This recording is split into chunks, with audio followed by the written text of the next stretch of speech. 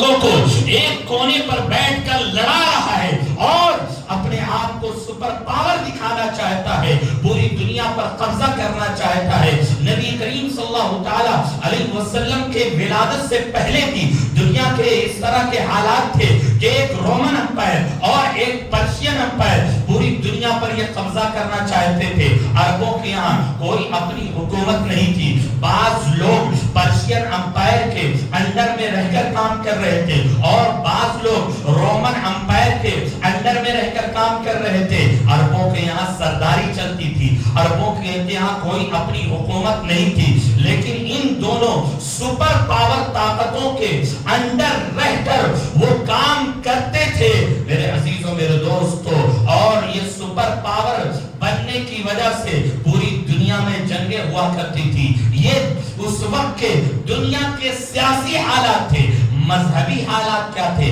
مذہبی حالات کو میں 5 حصوں میں تقسیم کرتا ہوں۔ مذہبی حالات اس وقت دنیا کے 5 حصوں میں، 5 طبقات میں بٹے ہوئے تھے۔ ایک پرشین امپائر جس میں آج ایران ہے، صرف ایران نہیں بلکہ اس وقت ایران سے نکل کر بہت دور تک پرشین امپائر کے انڈر میں اور بھی ملک آیا کرتے تھے۔ پرشین امپائر کے، پرشین لوگوں کے مذہبی حالات یہ تھے کہ ان کے یہاں ایک خدا کا کوئی تصور نہیں تھا۔ شروع ہی سے یہ بت پرست، شروع ہی سے یہ آتش پرست تھے، آگ کی پوجا کیا کرتے تھے، آگ کو جلاتے تھے، ہزاروں سال آگ کو جلا کر چھوڑ دیا کرتے تھے اور آگ کی عبادت کیا کرتے تھے۔ پرشین امپائر کے ہاں حالات ایسے تھے کہ لوگ بڑے بڑے لوگوں کو سجدہ کیا کرتے تھے، بڑی طاقتوں کے آگے سجدہ ریز ہوتے تھے، مالداروں کے آگے جھک جایا کرتے تھے۔ یہ پرشین امپائر کے حالات تھے کہ اس وقت ان کے ہاں ایک خدا کا تصور نہیں تھا، آگ کی وہ پوجا کیا کرتے تھے، ہزاروں سال آگ جلا کے چھوڑ دیتے تھے اور اس کی پرستش کرتے تھے۔ رومن امپائر کا معاملہ کیا تھا؟ جس میں یونان اور روم اور کچھ علاقے اور آتے تھے، ان کے یہاں یہ معاملہ تھا کہ یہ اپنے آپ کو عیسائی ضرور کہتے تھے لیکن یہ تثلیث کے قائل ہو گئے تھے۔ حضرت عیسیٰ کو خدا کا بیٹا کہہ دیا تھا اور حضرت مریم سلام اللہ علیہا کے اسٹیچو اور ان کے اسٹیچو کو بنا کر وہ پوجا کیا کرتے تھے۔ حضرت عیسیٰ علیہ السلام کی بھی پوجا کرتے تھے، حضرت مریم علیہ السلام کی بھی پوجا کرتے تھے اور خدا کو بھی اپنا معبود قرار دیتے تھے۔ یعنی ان کے یہاں 3 خداؤں کا تصور تھا، 3 خداؤں کا ان کے یہاں تصور تھا۔ یہاں بھی دور دور تک ایک خدا کی عبادت کرنے والا کوئی نہیں تھا، ایک خدا کا ان کے یہاں تصور نہیں تھا۔ اور ان کے چرچ کا یہ حال تھا کہ ان کے چرچ جو عبادت کے لیے تھے وہ عیاشیوں کا اڈا بن گیا تھا، وہاں ان کے راہبوں کا اور عیسائی علماء کا قبضہ تھا۔ جب کوئی عورت، کوئی خاتون چرچ میں جایا کرتی تھی تو یہ ان کے ساتھ اپنا منہ کالا کر لیا کرتے تھے، کوئی عورت بچ نہیں پاتی تھی۔ اخلاقی گراوٹ اس قدر تھی کہ جو لوگ اخلاق کو دنیا میں عام کرنے کے لیے آئے تھے انہوں نے اپنی گندگی کے ذریعے اس دنیا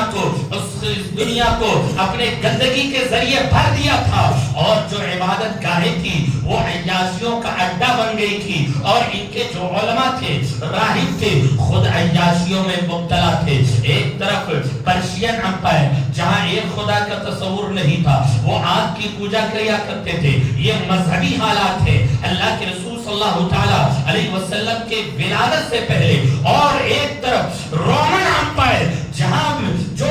جو اپنے آپ کو حضرت عیسیٰ علیہ السلام کے دین پر تو بتاتے تھے لیکن وہ حضرت عیسیٰ علیہ السلام کے دین سے ہٹ چکے تھے۔ حضرت عیسیٰ علیہ السلام جو دین لے کر آئے تھے اور ایک خدا کا تصور دیا تھا، وہ ایک خدا کے ماننے سے ہٹ گئے تھے اور وہ حضرت عیسیٰ علیہ السلام کی بھی عبادت کیا کرتے تھے، حضرت سلام اللہ علیہ السلام، حضرت مریم سلام اللہ علیہا کی بھی پوجا کیا کرتے تھے اور خدا کو بھی خدا مانا کرتے تھے۔ اور تیسرا جو طبقہ تھا جس کا دنیا میں کچھ اثر و رسوخ تھا وہ ہمارا بھارت تھا، لیکن یہاں بھی ایک خدا کا کوئی ماننے والا نہیں تھا، یہاں بھی دور دور تک ایک خدا کا تصور نہیں تھا، بلکہ یہاں کے بارے میں یہ بتایا جاتا ہے جس وقت حضرت عیسیٰ سلام اللہ علیہ آسمان پر عروج ہوئے اور نبی کریم صلی اللہ تعالی علیہ وسلم تک 570 سال گزر گئے تھے۔ اس زمانے میں دنیا میں کوئی نبی نہیں آیا تھا، صرف عرب ہی نہیں بلکہ پوری دنیا میں کوئی نبی نہیں آیا تھا۔ یہ فترت کا زمانہ تھا، ہند کے یہ حالات تھے کہ اگر یہاں 1 کروڑ لوگ رہتے تھے تو ان کے خدا 2 کروڑ تھے، یعنی ہر قبیلے ہر خاندان کا کوئی خدا نہیں تھا، بلکہ ایک انسان کا 2 خدا تھا، ایک انسان کا 3 خدا تھا۔ یہ مذہبی حالات تھے اور اخلاقی گراوٹ، اخلاقی پستی ایسی تھی کہ یہ لوگ کاسٹیزم پر اس قدر بھروسہ اور اعتماد کرتے تھے اور یہ لوگ ذات پات میں اس قدر ملوث تھے کہ برہمن الگ، شتر الگ اور دلت الگ، چھتری الگ، ہر کوئی بٹا ہوا تھا، ایک دوسرے کو دیکھنا نہیں چاہتے تھے، اور اگر کوئی چھوٹی ذات والا اگر ان کے مقدس کتابوں کو چھو دیتا تھا تو اس کے سخت رویے سے پیش آیا جاتا تھا، اور اگر کوئی چھوٹی ذات والا بڑی ذات کی کسی لڑکی کو چھو دیتا تھا تو ان کے ہاتھ کاٹ دیے جاتے تھے۔ یہ اخلاقی گراوٹ ہندوستان میں تھی، ہمارے بھارت میں تھی، اور یہ صرف یہ بھارت نہیں جو آج کا بھارت ہے، وہ پورا اکھنڈ بھارت جس میں افغانستان بھی آتا ہے، پاکستان بھی آتا ہے، اور یہ بھارت کی سرحدیں اس وقت ایران تک پہنچ رہی تھی۔ لیکن اخلاقی گراوٹ، اخلاقی پستی کس قدر تھی کہ عورتوں کے ساتھ بھی اتنے سخت تھے کہ جب کوئی کسی کا شوہر مر جاتا تھا تو اس کے ساتھ اس کی بیوی کو بھی جلا دیا جاتا تھا، یا اس کی بیوی کو خود اپنے شوہر کے ساتھ جلنا پڑتا تھا۔ یہ ستی کی رسم تھی، آج بھی یہ رسم کچھ علاقوں میں قائم ہے۔ بعد میں یہ جلنے کا رواج تو ختم ہوا، جلنے جلانے کا، لیکن کسی عورت کا شوہر اگر مر جاتا تھا تو اس کو جنگلات میں لے جا کر چھوڑ دیا کرتے تھے، اور بیوائے عورتیں یا حیض والی، نفاس والی عورتیں اب شگن کہلایا کرتی تھی۔ ان کو کسی فنکشن میں، شادی بیاہ میں اور کسی اس طریقے کے پروگرام میں آنے کی اجازت نہیں تھی، یہ اگر آ جایا کرتی تھی تو ان کو اب شگن سمجھا جاتا تھا۔ اخلاقی گراوٹ، اخلاقی پستی اس قدر تھی کہ کوئی بھی خدا ہونے سے بچا نہیں تھا۔ لوگوں نے عضو تناسل، مردوں کے عضو تناسل کو خدا مان لیا، عورتیں کے شرمگاہ کو بھی خدا مان لیا۔ چوہا، بلی اور سانپ، بچھو کوئی بھی خدا ہونے سے بچ نہیں سکا تھا۔ یہ تیسرا طبقہ تھا، ایک طرف پرشین امپائر جہاں ایک خدا کا تصور نہیں، اور دوسری طرف رومن امپائر جہاں ایک خدا کا تصور نہیں۔ اخلاقی گراوٹ، اخلاقی پستی اس قدر تھی کہ وہ جو ان کے علماء تھے وہ عورتوں کے ساتھ غلط کام کیا کرتے تھے، اور جب بھی کوئی عورت عبادت گاہوں میں جاتی تھی تو ان سے ایک کے ساتھ یہ اپنا منہ کالا کر لیا کرتے تھے۔ اور ہند کے یہ حالات تھے کہ اگر 1 کروڑ لوگ تھے تو 2 کروڑ لوگ، 2 کروڑ انہوں نے معبود بنا لیا تھا، 2 کروڑ خدا بنا لیا تھا، یعنی ہر انسان کا ایک خدا تھا۔ عورتوں کے ساتھ ان کا اتنا سخت رویہ تھا، کاسٹیزم میں اس قدر یہ ملوث تھے کہ بڑی ذات والا چھوٹی ذات کو دیکھنا نہیں چاہتا تھا، اپنے ساتھ بیٹھانا نہیں چاہتا تھا۔ چوتھی قوم اگر کوئی اس زمانے میں تھی جو تھوڑا سوجھ بوجھ رکھتی تھی، عقل و شعور رکھتی تھی، تو وہ قوم یہود تھی۔ یہ قوم یہود تھی، اس وقت بھی یہ بڑے انٹیلیجنس تھے، بڑے ذہین و فطین تھے، لیکن ان کا یہ حال کیا تھا کہ یہ گھمنڈ و غرور میں اس قدر مبتلا تھے کہ اپنے آپ کو دنیا میں سب سے افضل قوم بتاتے تھے، اور یہ کہتے تھے ہم خدا کے محبوب ہیں، ہم خدا کے بیٹے ہیں، دنیا میں ہم سے زیادہ افضل قوم کوئی بھی نبی نہیں ہے، کوئی بھی قوم نہیں ہے، اور جتنے بھی نبی آئے ہیں وہ ہمارے ہی قوم میں اکثر آئے ہیں، قوم سے آئے ہیں تو ان کو اتنا گھمنڈ و غرور تھا، اتنا گھمنڈ و غرور تھا، اور اللہ کی لعنت بھی ان پر ہوئی، اور یہ لعنت قیامت تک ہوتی رہے گی۔ جب ہم سورہ فاتحہ الحمد شریف کی اس آیت کو تلاوت کریں گے، غیر المغضوب علیہم ولا الضالین، تب یہودیوں پر لعنت ہوتی رہے گی۔ اور اللہ رب العزت قرآن میں خود فرما رہا ہے وَبَاءُوا بِغَضَبٍ مِّنَ اللَّهِ، یہ قوم یہود وہ ہے جن پر اللہ کا غضب ہوا ہے، اور یہ غضب قیامت تک ہوتا رہے گا۔ جب ہم ان آیات کی تلاوت کریں گے تب تک ان پر غضب اترتا رہے گا اور غضب ہوتا رہے گا۔ جو چوتھی قوم اس وقت جو تھی، جو تھوڑی بہت سوجھ بوجھ رکھتی تھی، عقل و شعور رکھتی تھی، وہ قوم یہود تھی، لیکن ان کو گھمنڈ و غرور بہت تھا، اور یہ سود خوری میں اس قدر مبتلا تھے کہ آج بھی پوری دنیا کو کریڈٹ پلیٹ فارم اور لون کے نظام پر کسی نے لا کھڑا کیا ہے تو وہ قوم یہود ہے۔ یہ قوم یہود ہے، پوری دنیا کو انہوں نے کریڈٹ کے پلیٹ فارم پر لا کے کھڑا کر دیا۔ قرض لیجئے اور اس قرض کے ذریعے وہ فائدہ اٹھاتے ہیں۔ میرے عزیزوں، میرے دوستو، یہ کریڈٹ کارڈ جو آپ استعمال کرتے ہو، یہ بینکوں سے جو آپ لون لیتے ہو، یہ بھی یہودیوں کی بہت بڑی سازش ہے کہ پوری دنیا کو قرض دے کر اور اس قرض پر فائدہ اٹھا کر سود خوری میں مبتلا کر دیا جائے۔ عام کنڈیشن میں نہ کریڈٹ کارڈ یوز کرنا جائز ہے اور نہ بینکوں سے لون لینا جائز ہے، لیکن آپ لوگ یہ مسئلہ کبھی نہیں پوچھتے ہو۔ میرے عزیزوں، میرے دوستو، کریڈٹ کارڈ کے نظام پر پوری دنیا کو سود خوری کے بلا میں پوری دنیا کو قوم یہود نے مبتلا کر دیا، اور مخبر صادق اللہ کے رسول صلی اللہ تعالی علیہ وسلم کی وہ حدیث صحیح ثابت ہوتی ہے کہ قرب قیامت اکثر لوگ سود خوری میں مبتلا ہوں گے، اور کہیں نہ کہیں ہم کسی طریقے سے ہم سود خوری میں مبتلا ہیں۔ ہم میں سے اکثر لوگ الا ماشاءاللہ کریڈٹ کا جو نظام دنیا کو دیا گیا ہے، بینکوں سے لون کا نظام جو دنیا کو دیا گیا ہے،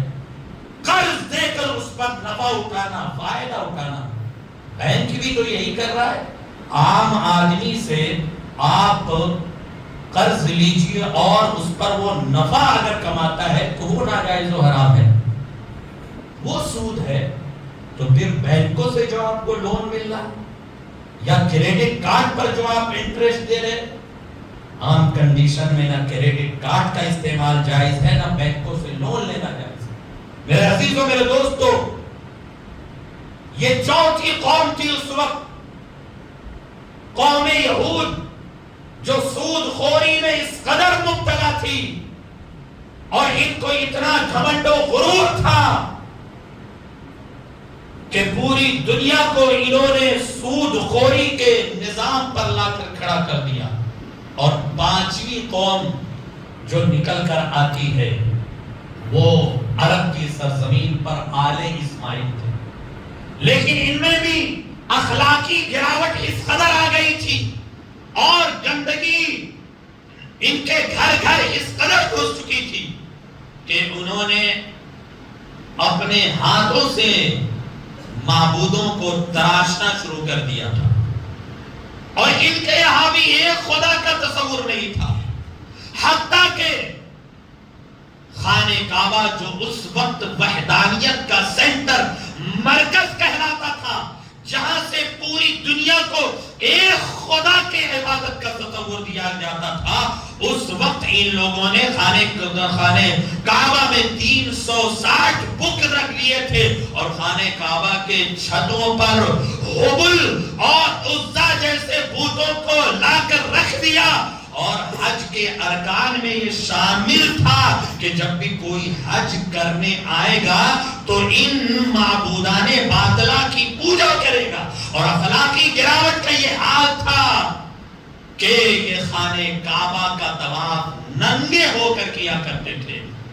ایک ہاتھ کو اپنے آگے رکھ کر اور ایک ہاتھ کو اپنے پیچھے رکھ کر خانے کعبہ کا طواف ننگے کیا کرتے تھے، اور عورتوں کے ساتھ بھی یہ ان کے معاملات کچھ اچھے نہیں تھے، بلکہ عورتوں کے ساتھ ان کے معاملات تو اس قدر سخت تھے کہ اگر کسی کے گھر میں کوئی بیٹی پیدا ہوتی تھی تو آنکھ بھاؤں سکڑنے لگتے تھے، اور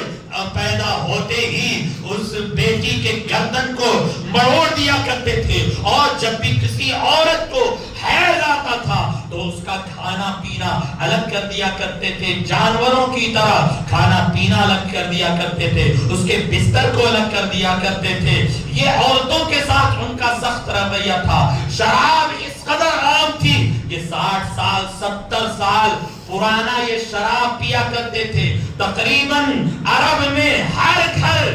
100 میں سے 99 گھر کا آدمی شراب جیسی بیماری میں ملوث تھا۔ 60 سال 70 سال پرانا کر کے شراب پیا کرتے تھے، اور چوری بھی عام تھی۔ کچھ قبائل تو اسی لیے منتخب ہی کرتے کہ جب کوئی باہر سے مسافر آتا تھا تو ان کے سامان کو یہ چوری کر لیا کرتے تھے۔ یہ 5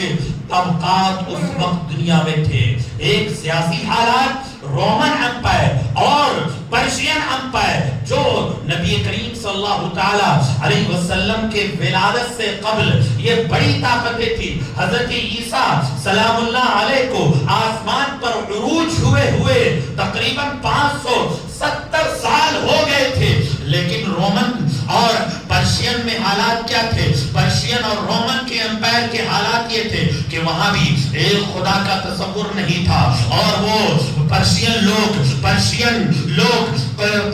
لوگ آتش پرست تھے، آگ کی پوجا کیا کرتے تھے، اور رومن جو اپنے آپ کو عیسائی تو ضرور کیا کہتے تھے، لیکن ان کے یہاں بھی 3 خداؤں کا تصور تھا۔ پھر میں نے اپنے بھارت کے حالات بتائے کہ یہاں بھی اگر 1 کروڑ لوگ تھے تو تقریباً 2 کروڑ انہوں نے معبود بنا لیا تھا۔ اخلاقی گراوٹ اس قدر اور اخلاقی پستی اس قدر تھی کہ عورتوں کے ساتھ اتنا سخت رویہ تھا، کاسٹیزم پر یہ اتنا بھروسہ کیا کرتے تھے۔ چوتھی قوم جو تھی قوم یہود تھی، جو کچھ سوجھ بوجھ تو رکھتی تھی، لیکن ان کو اتنا گھمنڈ و غرور تھا کہ وہ اپنے آپ کو دنیا میں سب سے افضل اعلیٰ گردانتے تھے۔ اور 5ویں قوم جو تھی وہ عرب میں آل اسماعیل تھی، لیکن آل اسماعیل کے گھروں کے اندر بھی اس قدر اخلاقی گراوٹ، اخلاقی پستگی اور اخلاقی گندگی آ چکی تھی کہ وہاں بھی عورتوں کے ساتھ اس قدر معاملات تھے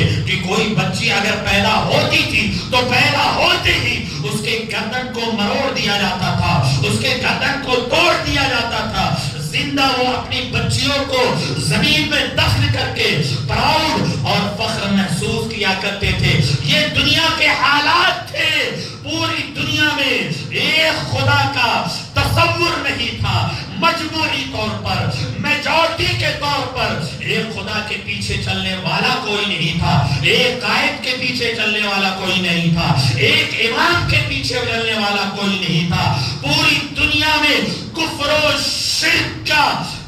شرک پروان چڑھ رہا تھا، سر چڑھ کر بول رہا تھا۔ اس وقت مشیت عزتی کو جلال آ گیا، رب ذوالجلال کے رحمت میں جوش تلاطم آ گیا۔ پھر اللہ رب العزت نے عرب کی سرزمین کو چنا، مکہ المکرمہ میں قبیلہ قریش میں خاندان بنو ہاشم نے عبداللہ کی پیٹھ سے، آمنہ کے بدن سے 12 ربیع الاول شریف پیر کے دن مہر نبوت کو ظاہر فرمایا، جس نے پوری دنیا کو اس تاریخ کے اس اندھیرے کو پوری دنیا سے اپنے مہر نبوت سے، اپنے نبوت کے نور سے روشن کر دیا۔ اور یہ ایسا انقلاب تھا جو 571 عیسوی میں حضرت آمنہ کے بدن سے ظاہر ہوا، اور آج تک یہ انقلاب چل رہا ہے۔ سبحان اللہ، سبحان اللہ۔ آج تک یہ انقلاب چل رہا ہے، اور قیامت تک دنیا میں کوئی بھی اقتدار انقلاب آتا ہے، کوئی ریگولیشن آتا ہے تو وہ چند سالوں کے لیے ہوتا ہے، چاہے وہ جوانوں کا انقلاب ہو، بوڑھوں کا انقلاب ہو، یا بچوں کا انقلاب ہو، یا عورتوں کا انقلاب ہو، صرف چند سالوں کے لیے ہوتا ہے۔ لیکن میرے عزیزوں، میرے دوستوں، اللہ رب العزت نے 571 عیسوی میں عرب کی سرزمین پر مکہ المکرمہ میں مقام بینا میں حضرت عبداللہ کے پیٹ سے، حضرت آمنہ کے بطن سے، خاندان بنو ہاشم میں، قبیل قریش میں حضرت آمنہ کے بطن سے جو اسلام کے نور کو ظاہر کیا، چند ہی سالوں میں اس نور نے اس تاریخ کے اس کفر کو، تاریخ کے اس اندھیرے کو اور اس کفر و دلالت کو